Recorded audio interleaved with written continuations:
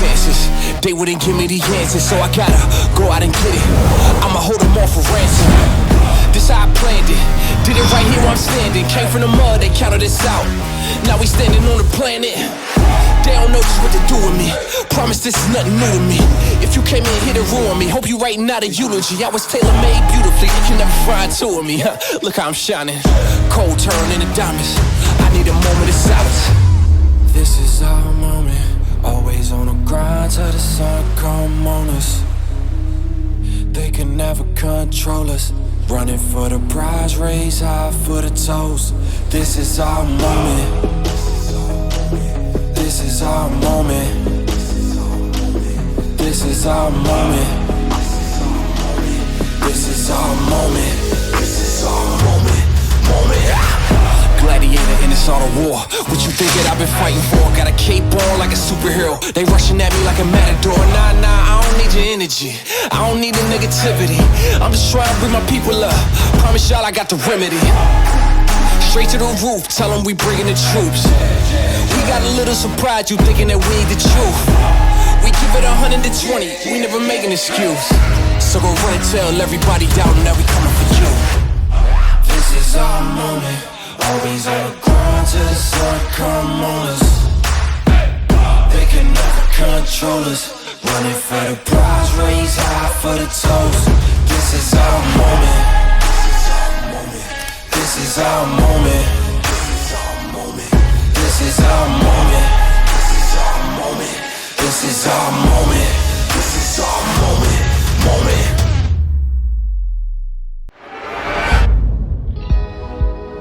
Alright, so today I have two scooters here, brand new from FREEGO, and I got these for free. These are not sponsored. I did not get paid to say anything like this. I get to say whatever I want in this video and to give you my honest opinion on who these scooters are for. So currently I have two models with me today. The closest one to me here is the F10 Pro, and then the other one is the FREEGO 11D, the off-road version. Now the reason why they sent me two models is because one's the economical version and then the other one is more for the enthusiast of scooter riders. Now I want to explain one thing to you, full disclosure, that on this channel I don't do any technical reviews of all the aspects of a product. What I will do, however, is test the product to see if it's feasible use for anyone in today's market or if it's actually good for myself, and you can relate to it depending on the situation and the comments I make of the certain product. Alright, so first up we're going to go with the F10 Pro, and why is it so good? Now there is an F10 version that is a little bit less of a feature. It doesn't come with suspension, and also there's a 5 kilometer decrease on speed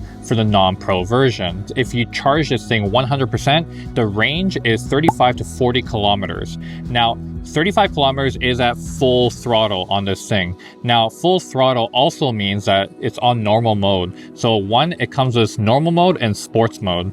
If you put it on sports mode, it's going to decrease that, I would say around 25 to 30 kilometers in range. Sports mode is the mode that you put it in if you want to go 40 kilometers per hour in terms of speed. Also, if you want to just ride it out, go maybe 15 kilometers per hour, what you would do is just set that to normal mode, which is S1 mode. Now, since we're on the topic of battery as well, this battery on both of these, you need to charge it for at least 5 hours or no longer. They don't have a self timer on them, so if you do have a self timer outlet that you can kind of put a clock on it, then you would be able to not bust the batteries on these things, because they are lithium batteries and they don't tend to do well if you leave them plugged in all the time. Now another important factor that you need to determine for the F10 Pro is the weight limit. Weight limit is actually pretty good. It's at 120 kilograms, and I'm going to put the pound up here as well. And, you know, I actually think that that is pretty good for a majority of people, and I think that is pretty good for something like this, and it's the build quality is just amazing. So you guys will see that when you first get it yourself. Now the F10 Pro is something that was modeled after the 9bot from Segway, and this is more of a better version. It goes faster than the Segway, has longer range than the Segway, and the build quality is just that much better. They do kind of mimic the Lime scooters that we have in Australia and in Los Angeles, California. So there are kind of similarities when it comes to that. So if you are riding on a Lime scooter already, you're going to be familiar with this type of scooter right here. So on this particular model of the F10 Pro, it has a wood step pad.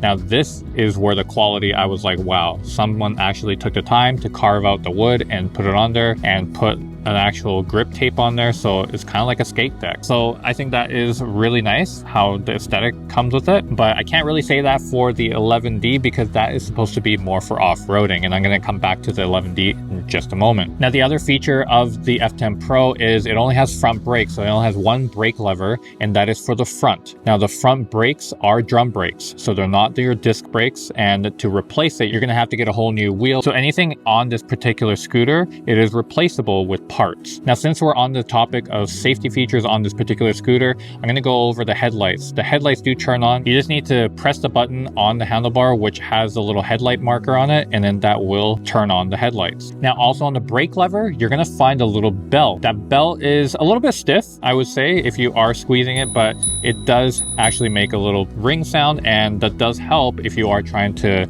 get people to move to the side to let them know, because sometimes they can't hear by voice. So that is a good feature to have. But with the brakes, it also has a back rear brake light. So the brake light is on the fender, and that turns on when you squeeze the brake lever. So at least there is that safety feature, so people behind you know that you're about to brake. Now, as mentioned before, this Pro version does come with suspension. The travel is not much on it. I think it's about an inch and an inch and a half, which is better than nothing. Also, it does come with inner tube tires, so you can replace these inner tubes. They don't pop that easily. The tires are actually pretty thick, and they're very smooth when it comes to just smooth roads. You can go a little bit off-road with this, so you can go onto grass or any small dirt trails, but nothing too rugged, and that's what the off-road one is for. Now, going back to the actual handlebar, you're going to see a little LCD screen, which is kind of like a guitar pick style.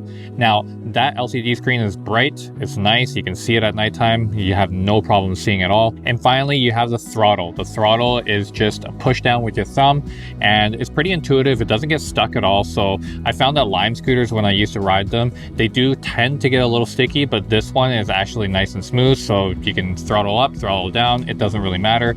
The only other feature about this that you need to know before you start riding, if you don't read the manual, is the fact that if you throttle down, and let's say you're holding that throttle down, it's going to actually beep a couple times, and that just means it locked cruise control on. And so when you're going on cruise control and you're going 40 kilometers, 20 kilometers, whatever the speed mode that you're on, it's going to be stuck in that mode.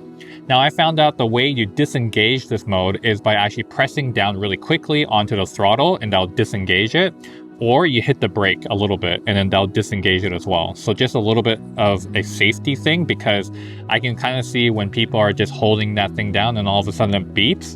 And then they're like, I can't slow down. Why am I not slowing down? Well, it's because it's just locked itself onto cruise control. So just be careful of that when you buy this product. Oh, and one more thing I forgot. Both of these are foldable in terms of from the bottom of the stem, you can actually fold it down. And for the F10 Pro, you can actually lock it onto the rear fender, so you can actually carry it with one arm. It does weigh quite a bit. So if you are able to lift 19 kilos, then you are sure able to just pick this up and walk up the stairs. But if not, then it's a little bit tough, but I'm pretty sure you guys can do it. Now, moving on to the 11D, this is like one of my favorite ones because it's off-road, and I love going on to just off-road tracks in the mud. And that one, you can go into the mud a little bit. The F10 Pro, you're not able to, just because the battery cap is on the bottom. So when you are installing this, they're going to send you the battery separately depending on what country you're from, because of the fact that the battery is a high dangerous goods, so they need to ship it separately at times. Now, the 11D Pro is an all-intuitive scooter when it comes to features. You will have your inner tube tires, off-road of course, so it has nice studs on them. And also you are going to have suspension, not just front suspension, you're going to have a rear suspension as well. And it is pretty cushy, I gotta say. I mean, I went over a lot of stuff and I couldn't feel most of the bump, and it is just real smooth when you're riding this 11D. Now, on the rear fender, you are going to have a little bar, and that bar is either for handling it when you are lifting it and putting it into a car, or you're carrying it, or it does act like a little footstep. So you can kind of put your foot on the back there, and if you are braking, you can just kind of put your foot back there and just lean back, so you can kind of distribute that weight backwards. Otherwise, you're going to flip forward if you brake too hard and you're kind of just leaning forward, or your center of gravity is just way too close to the front. Now, I'm going to go over the safety features of the 11D, and we're going to start from the brakes.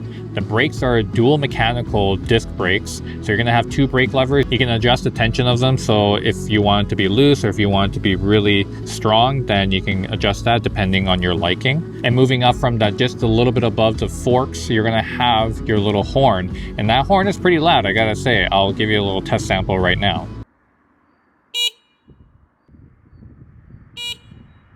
And above the horn, you're going to have two headlights. These headlights, they appear a little blue, but they are on the white side.